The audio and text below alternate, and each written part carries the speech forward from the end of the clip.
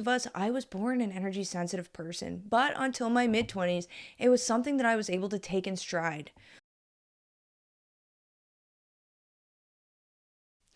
As I hit my mid 20s, things started to change. I started feeling uncharacteristically cranky and would be snippy with people for no reason. One night, I even had to leave a concert that I'd been really looking forward to because all of the emotions of the people around me started to feel like they were smothering me, and I felt like I was wearing a big, heavy cloak. I couldn't handle it. If you're an energy sensitive person, you know this feeling doesn't just happen at big concerts. It happens to us all the time. It's walking into a grocery store feeling completely fine and then leaving 20 minutes later with anxiety and rage inside. It's sitting in a room with a coworker who is stressed out and suddenly finding yourself holding your own breath and with a little sweat. During this time, I began experiencing sensitivity to light and technology that led to migraines, which was not great for someone who was doing what I was doing, which was writing a dissertation and doing 3 research jobs at the time. I found that as I would go to my work, I would have an emotional hangover from meetings and paper grading sessions, and because of all of this, I started to self isolate. Being very honest, I felt like a freak. I went from being a happy, sociable person who was out in the world to somebody who had to nap 3 hours after she got home from work. I chose isolation over socialization. I started feeling terrible in my physical body all the time. And if I'm being honest, I wondered how I was going to survive.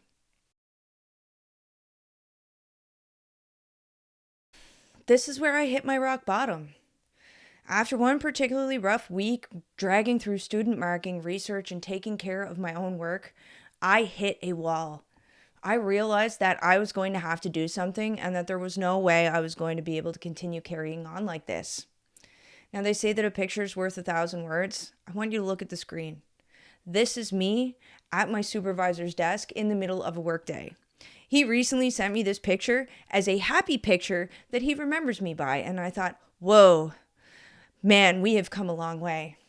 If you look at the woman in this picture, which was taken 10 years ago, mind you, you can see that she is underweight. I was drained, and I think that you can pretty much see that I was struggling with it all. To try to fix myself, I went to psychologists, I went to physicians, and ultimately, there was nothing that they were able to do to help me other than recommend that I start doing yoga and meditation. This was ultimately the path that led me to my solutions. Yoga and meditation opened a door that I hadn't expected, and what was on the other side changed everything. What I and maybe you had going on involved more than just the body. This was energy, but it also included the soul.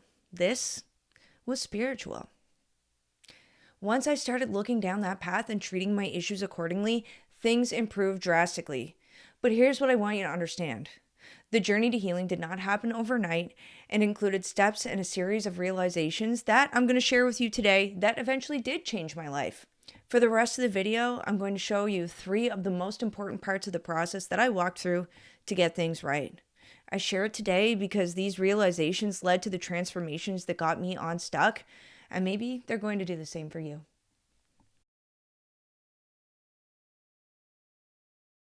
The first and most important shift for me was simply this. It was realizing I was a highly energy sensitive person who was feeling energy. Up until this point, I was seriously concerned that something worse was wrong with me because I was getting the lines blurred between what was mine and what I was picking up in this world.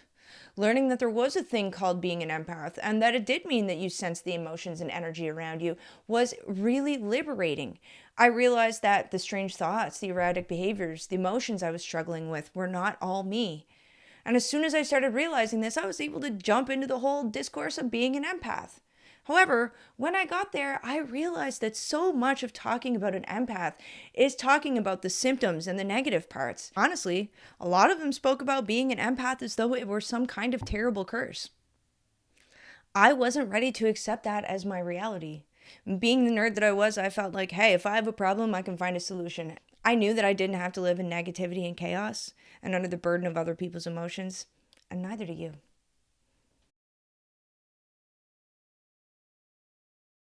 Soon after accepting I sensed energy, I realized that I was then going to have to start taking care of mine, which was a whole new concept.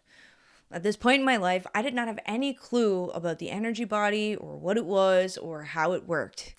Figuring out that I could help myself by building up my energy field and taking care of my spiritual self so that I didn't have to feel the up and down of everyday life was absolutely game changing for me. And eventually, I started doing daily energy alignments, which I now teach in Breathe, Ground, Align and talk to you about in part 2 of this video series. I found that the more that I worked on it, the stronger my boundaries got. I was able to go into crowds for longer and longer times. I could interact with people and not feel that emotional hangover. And I was able to actually go to work. Though I still felt things, it was no longer debilitating.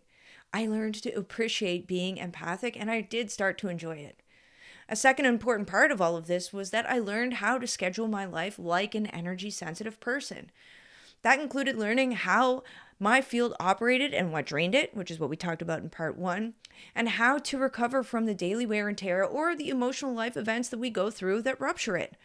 This also meant staying away from unnecessary drains in my work and social life so that I could save myself for what actually mattered. This really helped a lot.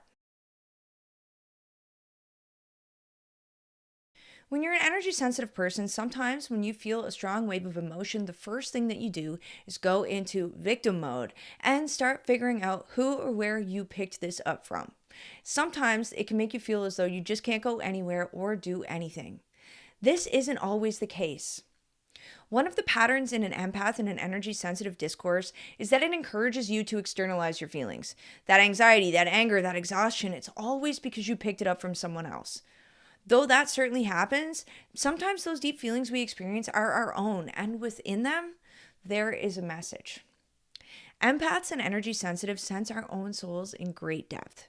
Sometimes that strong pain we feel that may not be so happy is us trying to deliver us a message about something that we need that is crucial for our well-being. When in these moments when I would slow down, get grounded, and really ask myself what was wrong, in so many cases, my soul would just say, hey, I'm just trying to tell you to stay away from someone or to take a break or to not do this thing. As soon as I would listen to myself and do the action that I was feeling pinged to do, I found that the emotions or the heaviness would start to dissipate.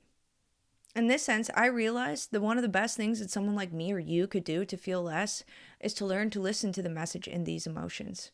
Because within them, there are sometimes key things that we require to feel well, key messages that will help us live better lives, and truly, beneath it all, these messages are some of the best parts of being an empath. We just have to learn to listen.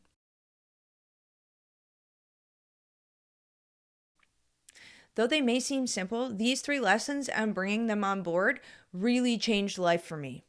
No longer was I weighed down everywhere I went and self-isolating to protect myself.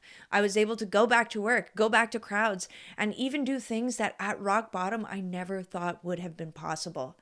And I'm saying all of this today because I want you to know that if you're in a tough spot, if you ever feel like I have felt, it doesn't mean that you are broken and it doesn't mean that there isn't any help.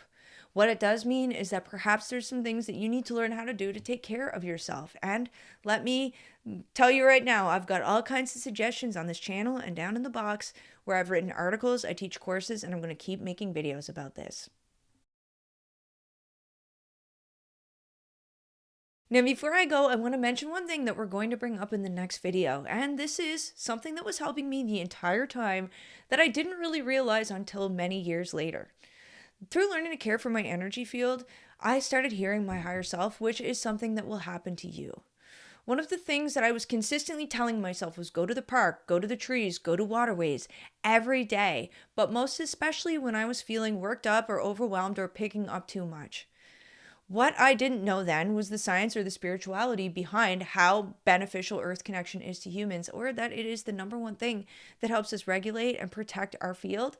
But I know that now, and because of that, in the next video of this series, I'm going to introduce an earth practice that you can use to help get yourself right.